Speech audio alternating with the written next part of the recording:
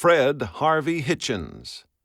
His undying devotion to the preservation of military aviation history, encouraging and inspiring future historians, has been of paramount importance in documenting and explaining Canada's aviation heritage.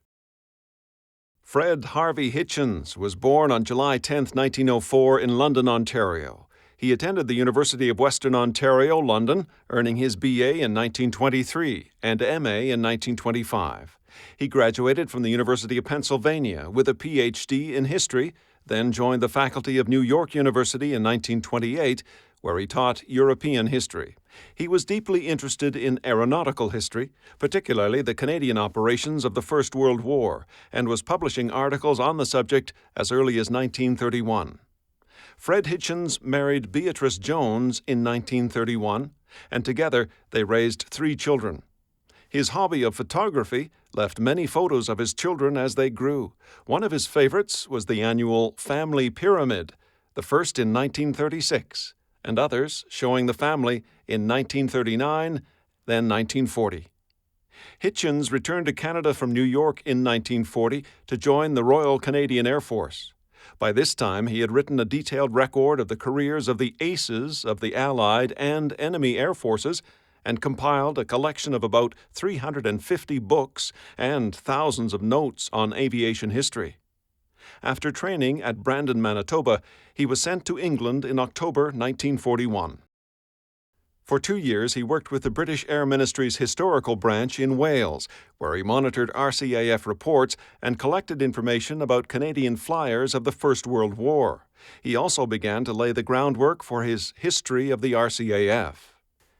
In 1943, Fred Hitchins rejoined his family in Canada and continued his work at Air Force Headquarters.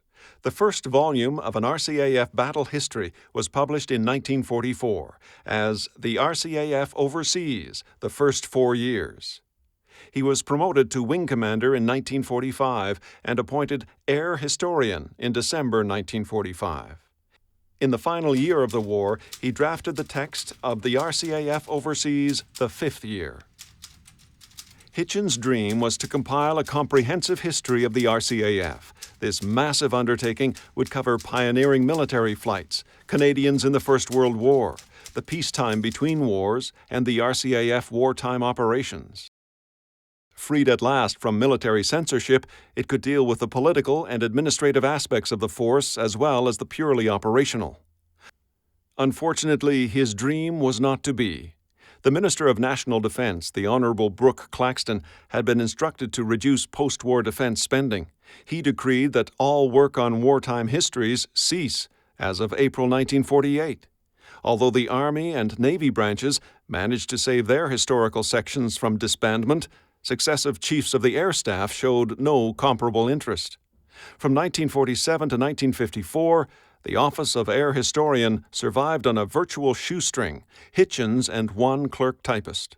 From 1954 until his retirement in 1960, he seldom had more than 1 person working with him.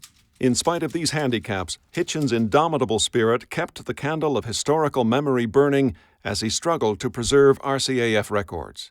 The establishment of the Rondell as a service magazine in 1948 gave him some outlet for his energies, even as he completed, almost single-handedly, the 3rd volume of the RCAF battle history, the RCAF Overseas, the 6th Year. As Fred Hitchins' family continued to grow, so too did his accomplishments. In 1948, he composed the first history of Canadians in the Battle of Britain, among the few, plus a chronology of RCAF history, the RCAF Logbook, published in 1949 and followed by 2 supplements that brought the story up to 1959. He drafted histories for use in RCAF schools, from basic training to staff college. He answered queries about service awards, squadron histories, and battle honors. All the while, he was encouraging units to continue submitting semi-annual historical reports and preserving the mass of wartime records that he never had time or staff to catalog. In 1954, the RCAF finally approved the concept of a multi-volume service history, but gave no added resources other than 1 officer. Hitchins began writing a scholarly history of the interwar Air Force, which he completed shortly before his retirement in 1960. It was subsequently published, not by the RCAF, but by the Canadian War Museum. Hitchins assisted civilian authors in writing about RCAF history. The help he gave to Leslie Roberts, for example, resulted in a book titled There Shall Be Wings, which broke new ground in popularizing stories about the Air Force. During his career, Wing Commander Hitchins amassed a treasure trove of carefully tended documents, some of which survive in his beautifully legible handwriting, covering such topics as military honors and awards, aerial victories and losses, interwar Air Force personnel, and Canadians who had enlisted directly in the British Royal Air Force. Fred Hitchins reached retirement age in 1955. His photo album showed one last family pyramid before his beloved Bee died. Between 1955 and 1960, his military service was extended repeatedly in an ad hoc manner. In 1960, at the time of his retirement, his successor paid him generous tribute when he wrote, "When Wing Commander Hitchins is formally retired in July, the RCAF will lose an officer who is undoubtedly the foremost authority in Canada on the history of military aviation. It would be regrettable if an effort were not made to preserve in some way a link with this talented man." His successor had suddenly realized that Fred Hitchins was not easily replaced. In spite of his efforts to secure the services of the air historian, at least part-time, Hitchins never returned to military service. Nevertheless, his influence continued in advice he gave to aspiring authors and inspiration he provided to the founders of the Canadian Aviation Historical Society.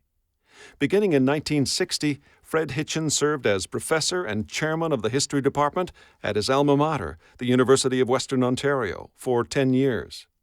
He devoted his spare time to his library, one of the finest private collections of aviation history in Canada. His papers and books were later donated by his family to the University of Western Ontario. The Beatrice Hitchins Memorial Collection of Aviation History is now available for generations of aviation historians to follow. Professor Hitchins retired in 1970 and pursued many interests equaling the passion he reserved for history. He spent much time with his family, and his photo albums show him as an accomplished photographer. He adored his grandchildren and spent many happy vacations at the lakeside cottage where he could relax with crossword puzzles and books. He also enjoyed traveling in Canada, visiting historical sites along the way. Fred Hitchins died in London on November 3, 1972. This brilliant, modest, unassuming man never sought any reputation or recognition for himself, and the importance of his work has not diminished. Fred Harvey Hitchins was inducted as a member of Canada's Aviation Hall of Fame at ceremonies held in Ottawa on June 6, 2007.